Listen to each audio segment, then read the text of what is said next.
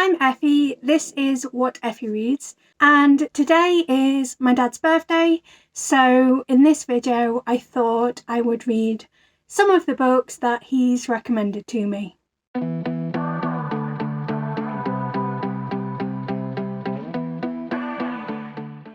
I've pretty much always been a reader.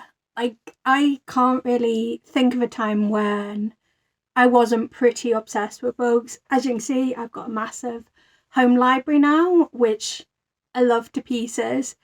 And I think part of that is the fact that my dad has always been a reader as well, or like my whole lifetime I've known him to be a reader. So every so often we'll have a chat and we always end up recommending books to one another. But you know what it's like, you end up with an endless TBR and these books sound amazing, but you just never have the chance to pick them up. So I thought, what better opportunity than to dedicate a video in celebration of his birthday to reading all of the books that he has recommended to me. The first book that I'm going to be reading is Cleaven Hoof, and then I think I'll just kind of play it by ear. I think I would like to read The Hangman's Daughter. I definitely would like to read Clara and the Sun because I bought it like almost a year ago now. And I've just got this massive list and I'll just see what I can manage to read in time. Hi. So you're in my bathroom with me because I need to wash my face off. But I thought I'd do a quick update. And honestly, this is not how I was hoping this video would go. So the first book I picked up, and I've been reading it for about 2 weeks and I'm only halfway through, was Cleaven Hoof. And the way I describe it is, imagine if Lucifer, as in the TV series, had the devil as like not a successful club owner and he lived in Birmingham. Which like sounds like a kind of fun concept, and the book is pretty funny, but my problem is it feels like a collection of like interconnected short stories. I feel like there's no driving force to keep me continuing to pick it up, because once I get to the end of the chapter it's like that little scenario's over and it doesn't have like a strong through line. But I 100% see why my dad liked these books. They remind me a lot of Robert Rankin, which I know he read a lot of when I was younger, and they are really funny. I really enjoy Cleaven Hoof and just the general cast of characters. I just wish there was a little bit more of a plot. Like these are 100% like character driven, or at least this first book so far is. But yeah, I don't know if I'm going to be finishing it. And I am a little bit disappointed that my first like dad recommends, Pear recommends, whatever I'm calling this video, book was kind of a flop. Like I'm sure if I finished it, it'd probably come out as like a 3.5 or 3.75. I just don't know if I care enough to actually finish it. So the next book that my dad has recommended to me in the past that I've picked up is Clara and the Sun by Kazuo Ishiguro.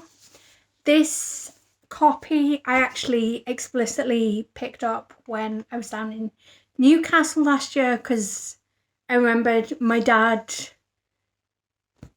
raving about it is probably pretty strong. He doesn't tend to rave about books, but kind of highly recommending it. And it was a book that I was somewhat on the fence about anyway, so I've picked it up and I kind of have some thoughts. So the reason that I think he really likes it is his favourite film is Blade Runner, like specifically the version with the director commentary, I think. And it's that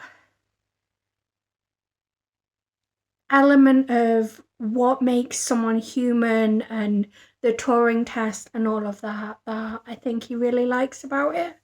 And I can see that in Clara and the Sun. Like, you are following this artificial friend, or AF as they're known in this book, called Clara, and I think they're kind of solar powered. There's a lot of talk about the sun providing energy, and a lot of it is this AF trying to kind of figure out the world, and she clearly has a lot of feelings.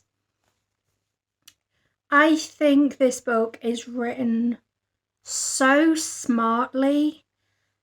Like, it's very clear that this AF doesn't know everything, and a lot of thought and attention has gone into describing things the way they are. The problem is I'm having a really hard time figuring out what it's actually trying to refer to. And then there's this thing about grids that I can't work out if it's to do with how the AF actually sees the world or something that I'm just having trouble visualizing. But these grids have come up a few times. I don't really understand. I think the human of it, or like what makes a person and what separates someone who's human from an AI, is really interesting, and I can see how cleverly this book's written, but I'm just having a really hard time wrapping my head around what's actually going on, because the descriptions just aren't working for me. But that's very much a me problem and not a this book problem. I am about halfway through, so definitely a lot could change with it.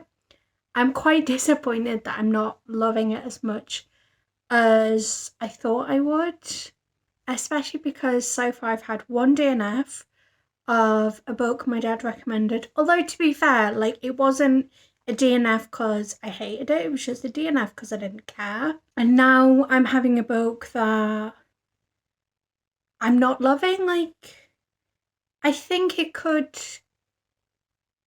potentially get significantly better and I could end up loving it. It could also go downhill. I think at this stage I could see it having literally any rating. And there is a potential that I'll revisit in the future, especially if I can figure out what's actually going on in the book. But I'm a little bit disappointed that I'm kind of 2 for 2 at this point. But what I will say is that one of the books that I recommended to my dad. I was going to say one of the books my dad recommended to me in the past I've really loved.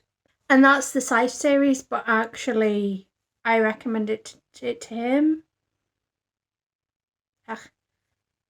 Then again, he is the person that got me into the Discworld series, which is what made me think he would like Scythe. So it's kind of a bit of a circle there. But that's my thoughts at this point. So I finished Clara and the Sun, and I don't know if things weren't explained or they were explained like so quickly that I missed them, but I found myself so confused for so much of the book. Obviously I'm not going to go into spoilers, so I can't really go into detail about just why I was so confused, but it felt like things just kind of magically happened. I don't know if that's because I haven't understood what's happened, because everything's seen through Clara's eyes. Like, very cleverly written book. Just unfortunately, I found it really difficult because I couldn't wrap my head around what Clara was actually saying. But it was really interesting, and as I said earlier, it was clear a lot of thought had gone into it.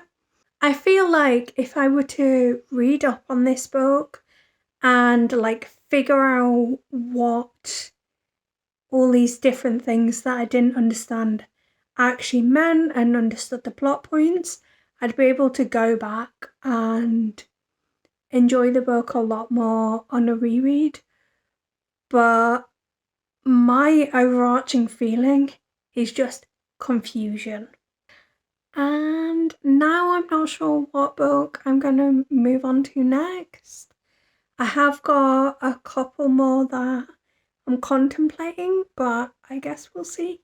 So I think I'm going to read 2 more books that my dad's recommended and call that it for this vlog type video. I'm not 100% sure what you can call it really. He has recommended me like a lot more than that, but it's his birthday next week, or well, on the day this video goes up, it'll be his birthday. And like the whole idea was that this video would go up on his birthday. The 2 books that I've got left to read are both audiobooks, or at least I've got the audiobook editions. So we've got White Trash Warlock by David R. Slayton. The blurb makes it a little unclear whether this is like a fully fantastical world or if it's a world like ours, but some people know that there's fantastical elements. It says that you're following this character called Adam who has the sight, and then he's got to save his sister-in-law from a devil or a demon or something.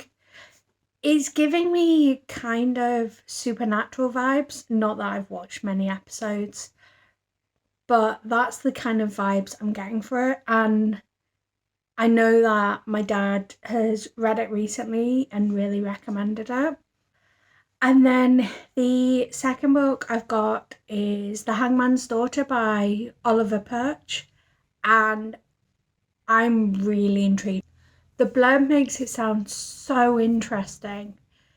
It's set in the 1600s, and there's this string of murders where these bodies are turning up with strange marks on them, and the executioner has got to try and figure out what's going on along with his daughter and a physician or something.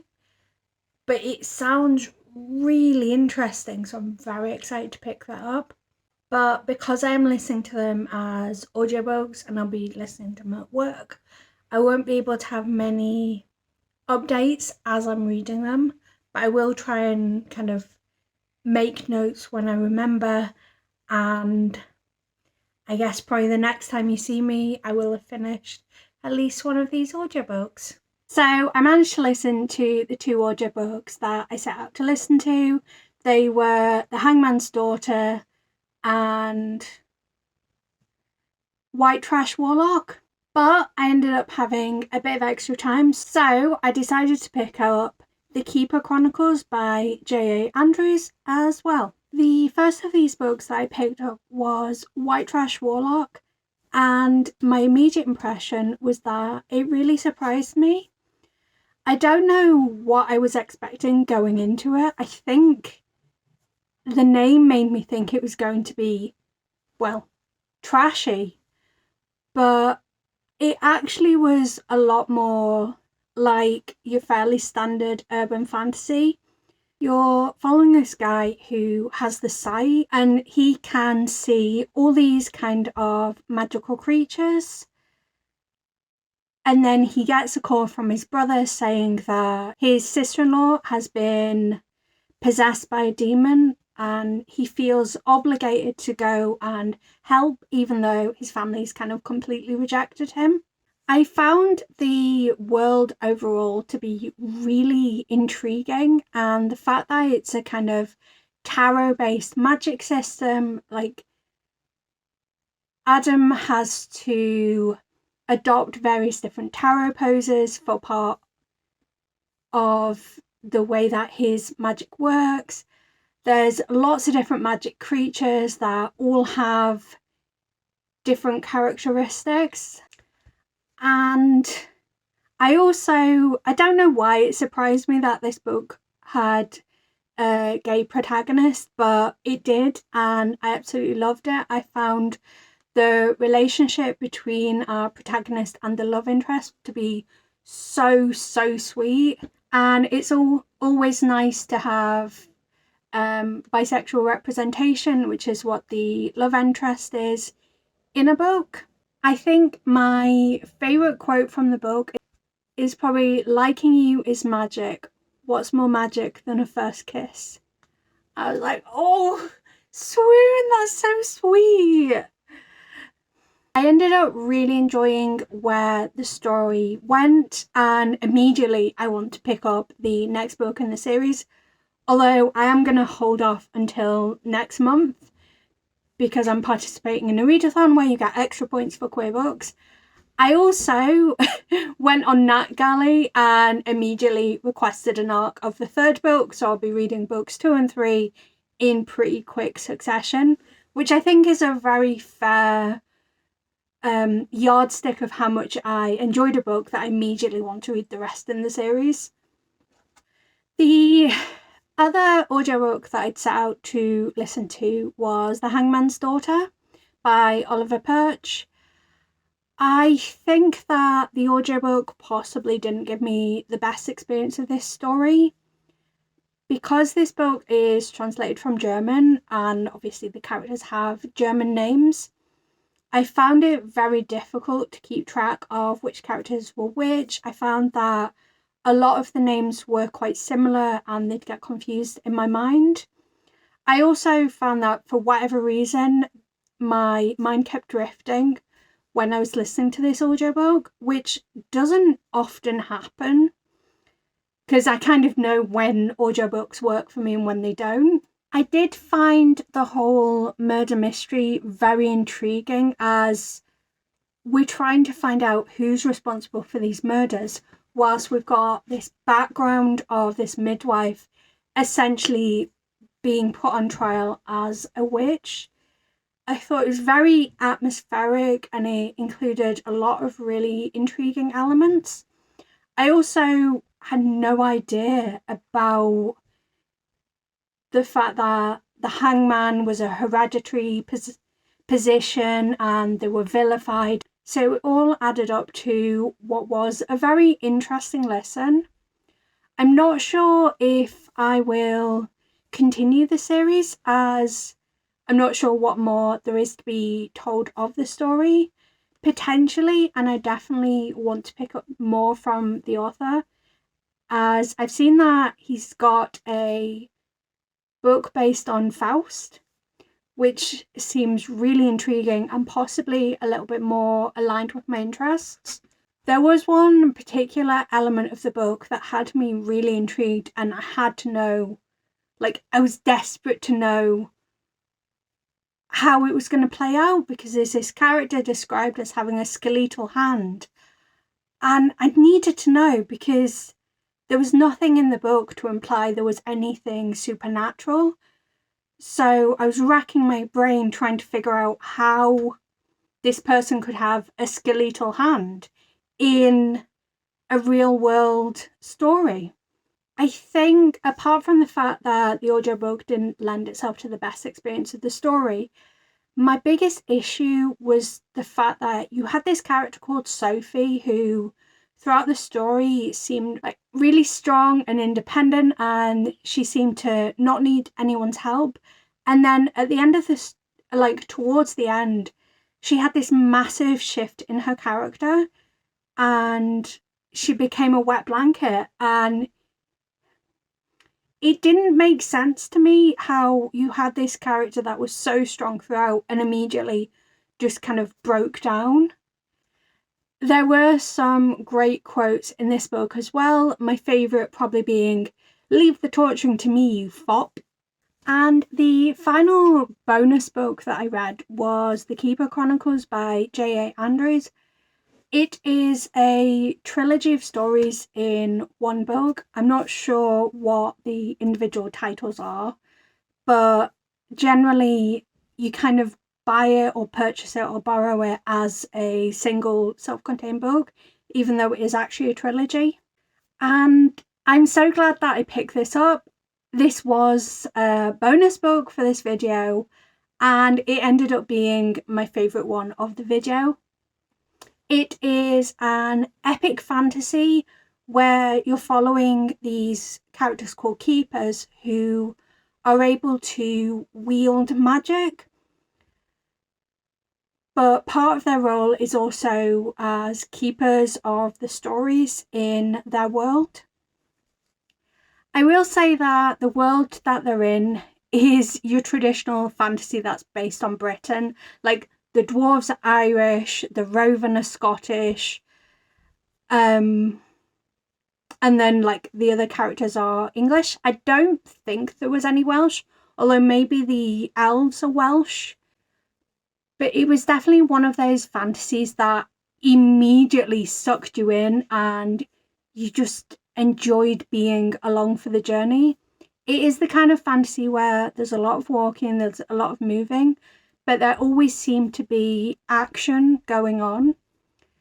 And each one of these books in the trilogy follows a different protagonist. And what you find is that you get nice callbacks to the previous books in the story in each of them. And they also build up to create an overarching story. So whilst each one has its own individual story to tell, there's a grand story arc that carries on throughout, but you don't realise until all the pieces slot into place. I definitely really loved both the dwarves and the elves in this. Also, we have dragons. The keepers are really interesting. I do think the magic system's a little soft, but it didn't take away any enjoyment. And you kind of were like, oh, okay, magic, yep. They can do things sometimes, they can not do things other times. But I think part of the softness of the magic is whilst it was very much accepted in the world, it was very much like we don't actually fully understand how the magic works. We just know that we can wield it and we know how we can wield it. I don't know if that makes sense. I did think that book 2 in the trilogy was possibly the weakest one, as I felt like it felt a lot less self-contained than the other 2 stories in this trilogy. But maybe that's just because the ending felt a lot more abrupt. Like, book 1 felt like it could stand on its own, and whilst there were threads remaining loose at the end of it, it felt nicely wrapped up and almost like one of those books where you leave what comes next to the imagination of the reader. But it was also one of those where you're not mad that you have got more of the story to learn about. I'm really, really happy that there's going to be more stories in this world. I think there's 2 more books already out in this world, although I think they are origin books. I definitely think I'm going to be picking them up, although I might wait until there's completed trilogies for the rest of the stories, but thoroughly recommend. In fact, I can't recommend highly enough. It was such a good trilogy of books. And that's all of the books that I read for this video. I do still have more books that my dad has recommended to me, but I thought I would end this video by giving you some comp titles. So basically, if you like these books, here's some other things you can try, and vice versa. The only book that I don't really feel like I have a good comp title for is Whiterush Warlock. I feel like it was quite a unique concept, although possibly it's just that I haven't read anything like it before. I suppose if you stretch, maybe it's a little bit like The Mortal Instruments, but it's much more of an adult book, and as much as I can enjoy Cassie Clare, it's a lot better than a Cassie Clare. So for Cleaven Hoof, my comp title for that would be Armageddon the Musical by Robert Rankin. It's the first book in what I think is a trilogy, and it has that same irreverent kind of humour that I think makes the two titles quite interchangeable, in that if you like Cleaven Hoof, you'll like Armageddon the Musical, and vice versa. For Clara and the Sun, I think my comp titles would be Blade Runner by Philip K. Dick and Machines Like Me by Ian McEwan. They both ruminate on what it means to be human and have created this really interesting sci-fi world. As I say, I don't have a decent comp title for Whitewash Warlock. Hopefully, as I continue in the trilogy, or I don't know if it is just a trilogy, but hopefully as I continue with these books, I'll be able to think of more. The Hangman's Daughter quite closely reminded me of The Art of Dying by Ambrose Parry, as in The Art of Dying, you've got a doctor and a maid working together to try and get to the bottom of these murders that were happening. And I feel like with The Hangman's Daughter, where you've got the hangman, a doctor, and to an extent the hangman's daughter working together to get to the bottom of the crime, there's that same feeling. Also, the fact that The Art of Dying is also historical fiction, so you're getting a bit of insight into the way the world was at that point in time, and you do get a lot of nuggets of information. And finally, for the Keeper Chronicles, I have quite a lot of comp titles because it is an epic fantasy. Book 1 specifically made me think of Lord of the Rings by Tolkien and A Broken Blade by Melissa Blair. The third comp title is a strange one because I actually massively dislike this book, but I can see how people that enjoyed this book would enjoy the Keeper Chronicles and possibly vice versa, but as I say, I don't actually recommend it. And that title is Empire of the Vampire by Jay Kristoff. I have a lot of issues with this book. I'm not going to go into too much detail because that's not the purpose of this video, but I feel like there are some similar plot points, plot devices where readers of either could enjoy them. Book 2 in the Keeper Chronicles gave me a kind of Outlander by Diana Gabaldon feeling, not in the sense of the romance, but more in the kind of indulgent chief who gets his own way and a stranger who's keeping secrets kind of similarities. And the third book gave me some similarities to Throne of Glass by Sarah J. Maas. But overall, if you are a fan of epic fantasy, you'll probably enjoy the Keeper Chronicles. And even if you're not a massive fan, I do recommend trying it because it is such an engrossing world with this fantastic cast of characters. And that's all I've got for you today. So if you enjoyed this video, please do give it a like or give it a dislike. It's a free country. But comment down below if you read any of these books, if any of them sound like something you would want to check out. Also, happy birthday to my dad! And until next time, bye!